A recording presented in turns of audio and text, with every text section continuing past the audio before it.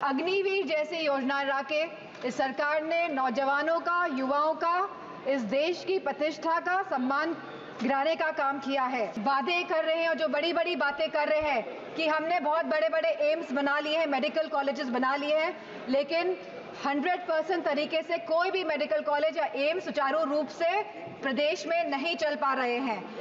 Samajwadi party की सरकार ने 1090 जैसी सेवाएं चलाकर हमने अपनी माताओं, बहनों, बेटियों को सम्मान दिलाने का, उनका हक दिलाने का काम किया था। तो इस बजट में क्या प्रावधान रखा गया है महिलाओं की सुरक्षा को लेकर? सभापति महोदय, आपने मुझे बजट में बोलने का मौका दिया, मैं आपको धन्यवाद देना चाहती हूँ। हमारा देश किसान प्रधान और कृषि प्रधान देश है। अगर हमारे किसान और युवाओं का भविष्य सुनिश्चित नहीं कर पा रहे हैं हम, तो मैं समझती हूँ कहीं ना कहीं हम सब अपने फर्ज से डगमगा रहे हैं। जहाँ वित्त मंत्री ने 9 प्राथमिकताओं की बात करी और कृषि को जहाँ पहला स्थान दिया गया, वही मैं वित्त मंत्री से पूछना चाहती हूँ कि कृषि ग्रामीण अर्थव्यवस्था की वृद्धि दर क्या है?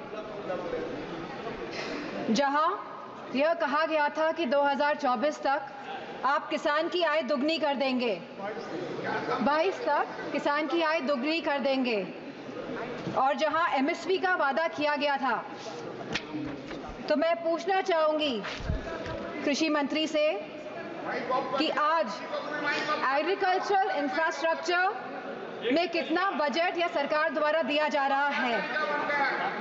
यूपी को इस बजट के तहत क्या मिला है? क्या एक भी मंडी पिछले 10 सालों में उत्तर प्रदेश में बनी है? और अगर किसान की जरूरतमंद जैसी चीजों पर क्या यह सरकार ने कोई भी जीएसटी माफ करी है या खाद में सब्सिडी देने में यह सरकार कायम रह पाई है? और जहां खुद प्रधानमंत्री आए थे उत्तर प्रदेश में विधानसभा चुनाव में और उन्होंने वादा किया था उत्तर प्रदेश की जनता को, उत्तर प्रदेश के लोगों को, कि वो आवारा मवेशियों की समस्या से किसानों को हल दिलाएंगे, निजात दिलाएंगे, तो क्या इस आवारा पशुओं की जो समस्या है, जिसकी वजह से आज हमारा देश चौकीदार बन गया है, रात भर सो नहीं पा रहा है, तो क्या कोई प्रावधान बजट में रखा गया है इस समस्या को लेके? इसी के साथ जहाँ किसान आंदोलन में लगभग 700 किसानों ने अपनी जान गंवाई, जहाँ उत्तर प्रदेश में भी लखीमपुर खीरी में जहाँ किसानों को रौंदा गया मंत्री जी के बेटों द्वारा, हम पूछना चाहते हैं इस सरकार से कि जहाँ जो 2014 से 22 तक लगभग 1 लाख किसानों ने आत्महत्या की है, तो हम वित्त मंत्री से पूछना चाहते हैं कि प्रधानमंत्री फसल बीमा योजना के तहत कुल किसान लाभ कितना मिला है और कहीं इसमें गिरावट आई है तो कितनी गिरावट आई है? यह सरकार लगातार 1 दशक से किसानों की अवहेलना कर रही है। गांव की अर्थव्यवस्था पूरी तरह चरमरा गई है और इसकी एक बड़ी वजह महंगाई है। और जहां मनरेगा में इस सरकार ने 89,000 करोड़ का बजट दिया है, तो हमारी मांग है कि कम से कम 100 दिन की वेजेस मनरेगा के तहत लोगों को सुनिश्चित करी जाए और लगभग 20% मनरेगा का बजट बढ़ाया जाए। इसी के साथ शिक्षा बजट में भी लगातार हमारा घट रहा है, जहां यह केवल आज 2.5% है of the total budget spending allocation, और जहां यूनेस्को ने ये बेंचमार्क दिया है कि लगभग यह 4 से 6% तक होना चाहिए, वही यूजीसी के फंड्स लगातार घटाए जा रहे हैं और इसको लगभग इस बार 7 से 61% घटा दिया गया है।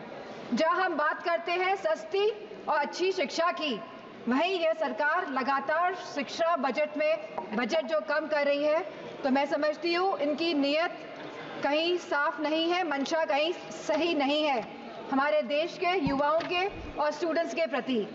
वहीं आज हमारे देश का युवा निराश है, जहां निराशा संभव को भी असंभव बना देती है।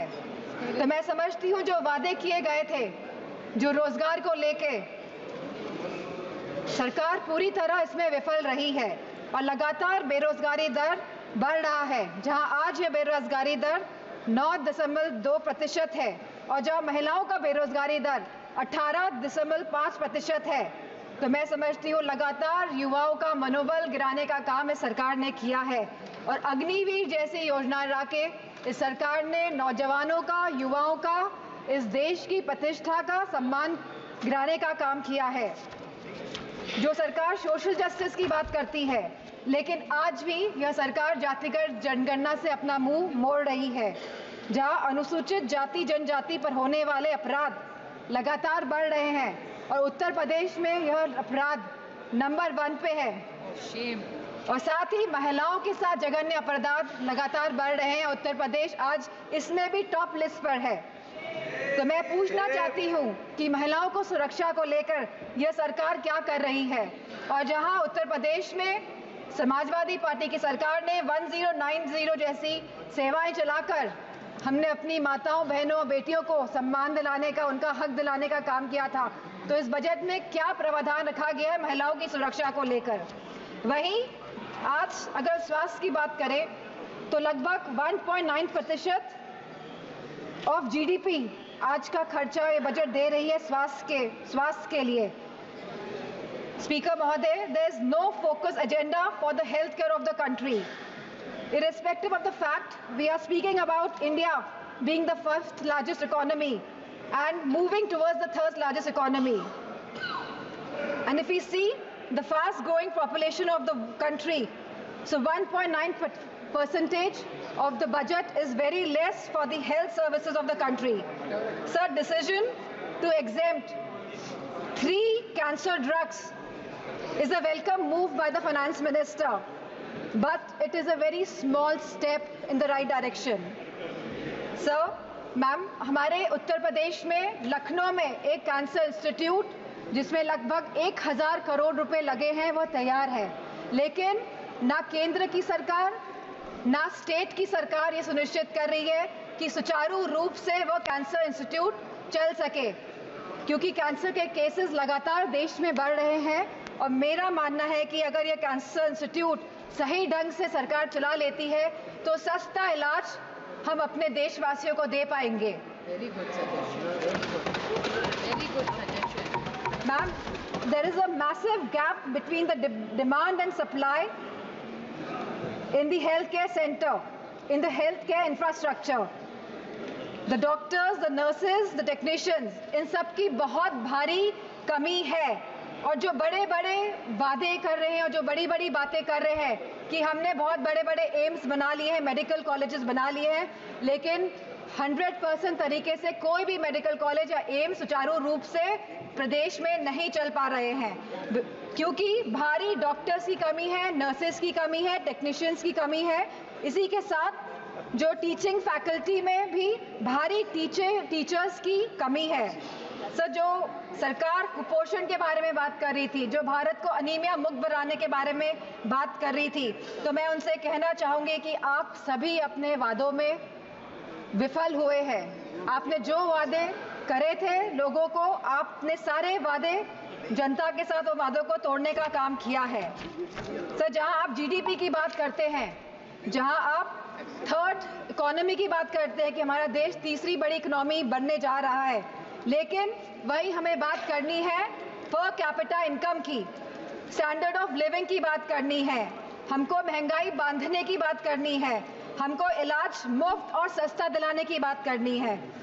और जो कैपिटल एक्सपेंडिचर की आप बात कर रहे हैं, तो मैं समझती हूँ इसमें भी समय सीमा तय होनी चाहिए कि इंफ्रास्ट्रक्चर के जो भी प्रोजेक्ट्स बन रहे हैं उनकी समय सीमा निर्धारित हो, क्योंकि यह टैक्स का मनी है, ये जनता का पैसा है। धन्यवाद माननीय सदस्य। Ma'am, 2 minutes I will take ma'am. यह जनता का पैसा है और इसे सही ढंग से इस्तेमाल करने के लिए हम सब प्रतिबद्ध है। सो इसी के साथ मैं कहना चाहूंगी कि reformative and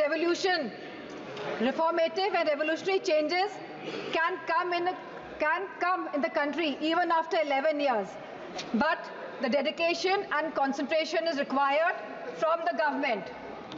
Nothing can alter the past, but responsible behavior by the government. And I'm not playing a blame game here. I'm saying a responsible behavior is the behavior in which we are responding to the present situation. And if the government plays a responsible behavior, then formative changes can come in the country. Thank you, Speaker. Very good. Very good. Very good. Formative change. माननीय सदस्य